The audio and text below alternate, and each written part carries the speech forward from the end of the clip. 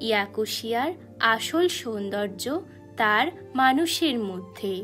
এই কঠিন পরিবেশে তারা একে অপরকে নিয়ে বেঁচে থাকে, হাসে, ভালোবাসে।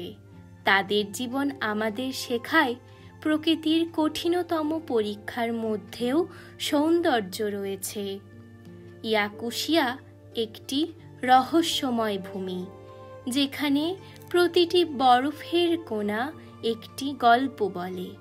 এটি শুধু পৃথিবীর শীতলতম স্থান নয়, এটি পৃথিবীর উষ্ণতম হৃদয়ের মানুষের বাসস্থান।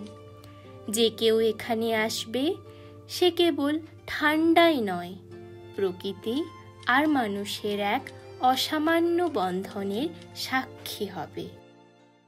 আরও বিশদে জানতে নিচে দেওয়া লিঙ্কে ক্লিক করে পুরো ভিডিওটি দেখুন।